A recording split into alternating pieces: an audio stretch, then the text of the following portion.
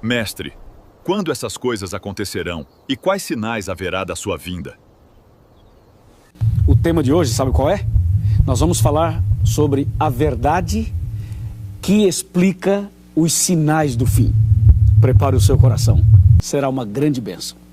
Veja só o que diz Amós 3, verso 7.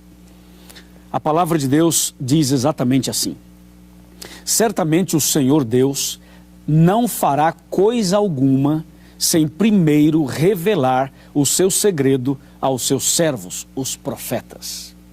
Isso quer dizer que tudo que está acontecendo no mundo hoje, tudo que ainda irá acontecer, já estava previsto, já estava profetizado na palavra de Deus.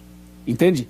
Então, diante dessa afirmação, nós só podemos abrir a Bíblia em Mateus 24 para entender realmente o que Deus tem a revelar.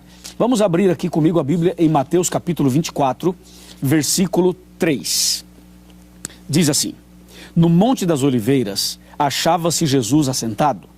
Quando se aproximaram dele os discípulos, em particular, e lhe pediram: dize-nos quando sucederão estas coisas, e que sinal haverá da tua vinda e da consumação do século. Que pergunta, hein?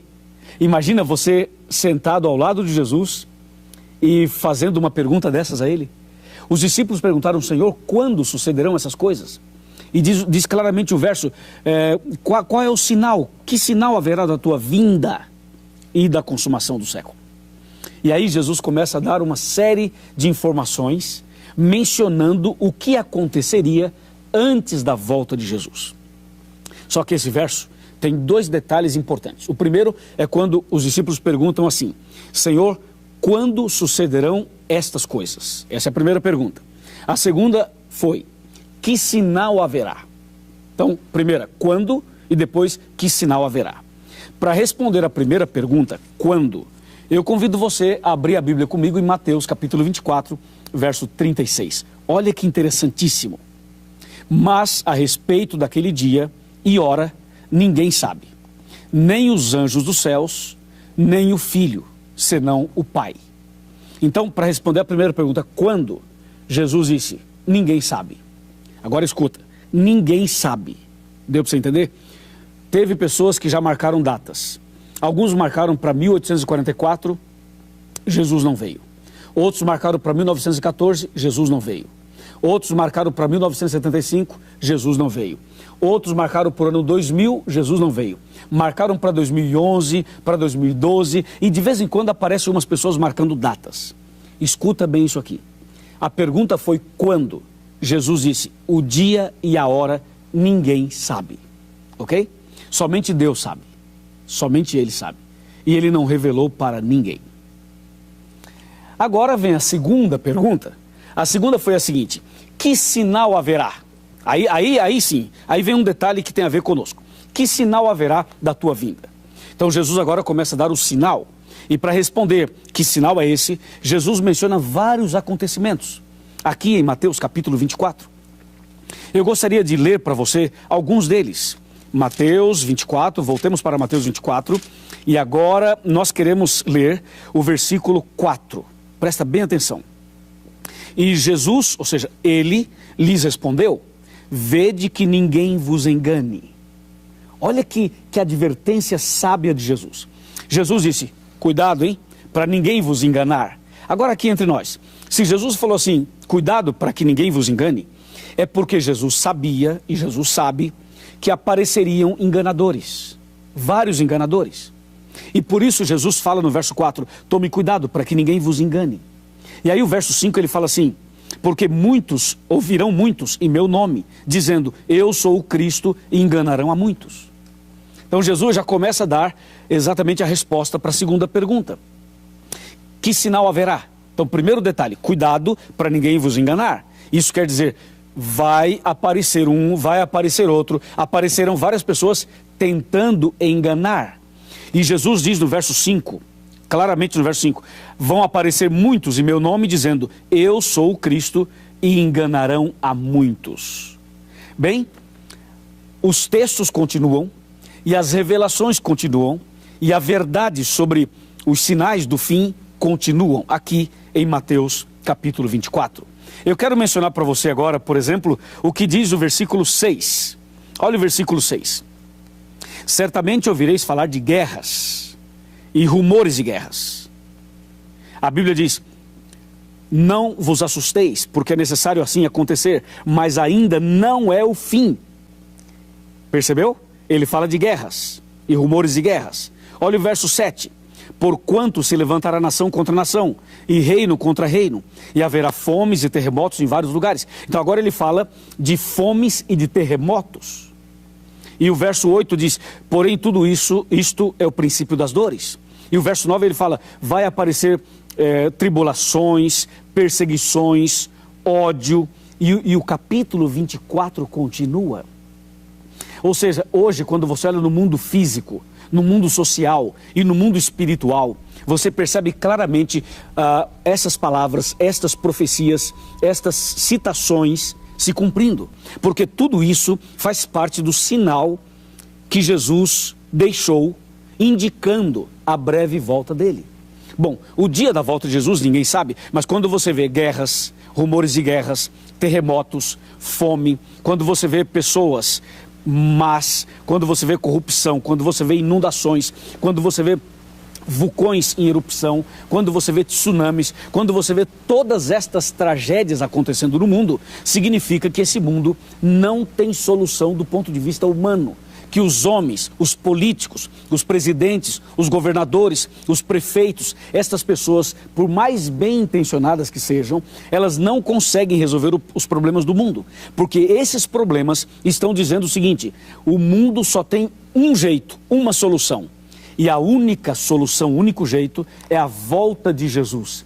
Jesus vai voltar para colocar um ponto final na maldade deste mundo, no pecado. Ele vai acabar com o mal, acabar com o pecado e vai estabelecer definitivamente um novo céu e uma nova terra. Louvado seja Deus, amém? Bom, a Bíblia, quando menciona os sinais do fim, a Bíblia também fala de outros detalhes, além desses que eu mencionei. Por exemplo, vamos abrir a Bíblia agora em Timóteo.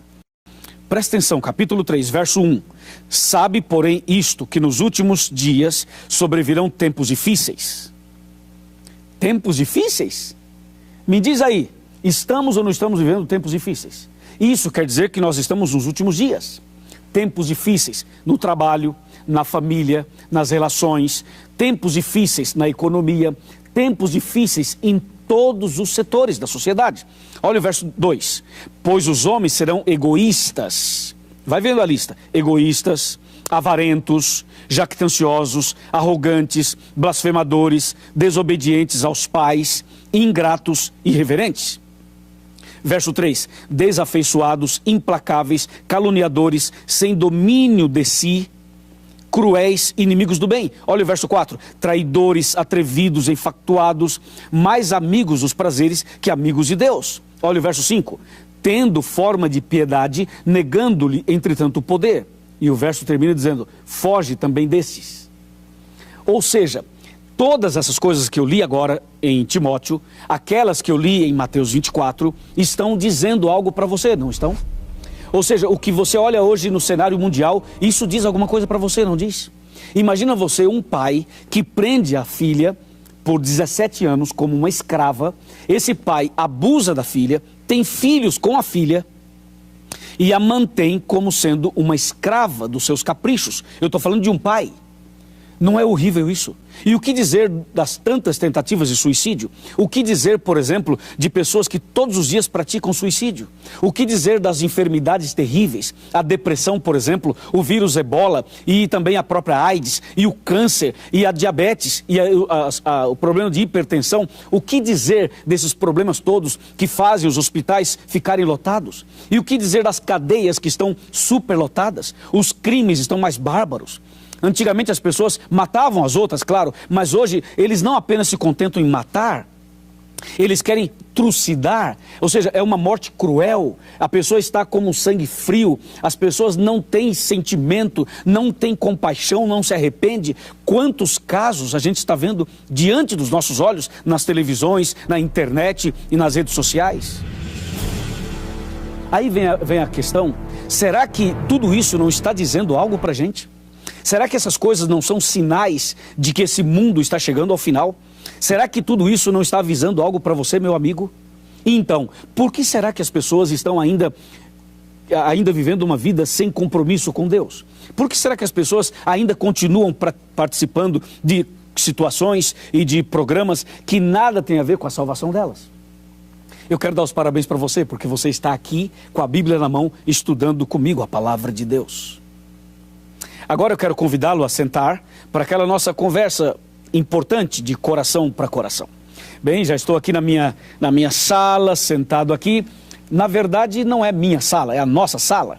Quando eu sento aqui, é como se eu estivesse sentado na sua casa, ou no seu grupo de estudos bíblicos, ou na sua igreja, ou em qualquer outro lugar onde tem alguma pessoa estudando a Bíblia. Bem, vem cá um pouquinho, vem cá. Vem cá, pode vir. Chega mais perto. Chega mais perto, meu amigo. Isso, nós somos amigos. Pode chegar mais perto. É o seguinte. Jesus está voltando. Os sinais são claros. Esse mundo mau está chegando ao fim. E está chegando um mundo novo. Um novo céu e uma nova terra. Isso alegra o meu coração. Isso também alegra o seu coração, não é verdade? Então, meu amigo, eu pergunto, se Jesus voltasse hoje, você estaria preparado? Se a volta de Jesus fosse agora, você estaria salvo ou perdido? Salva ou perdida? Bem, ainda há tempo. Só de você estar aqui estudando a Bíblia conosco, significa que Deus está dando a você mais uma chance. Nem tudo está perdido. Você pode hoje tomar a decisão e se preparar para a volta de Jesus. Você pode nascer de novo.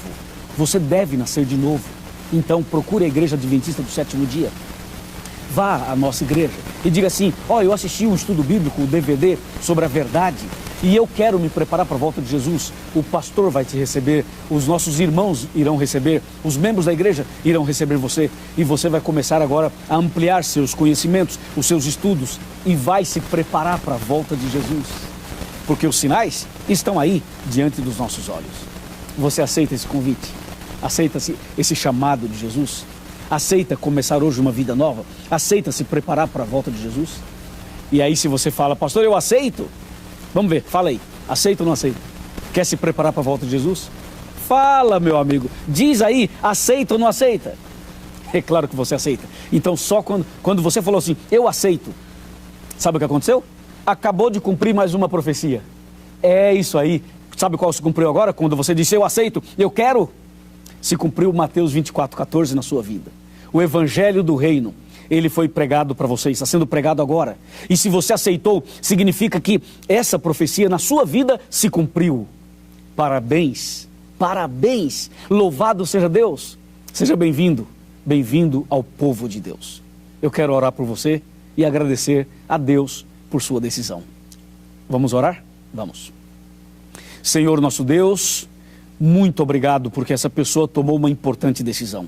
Muito obrigado por esse tema maravilhoso que anuncia o fim desse mundo mau e o início de um mundo novo, o início de um novo céu e de uma nova terra.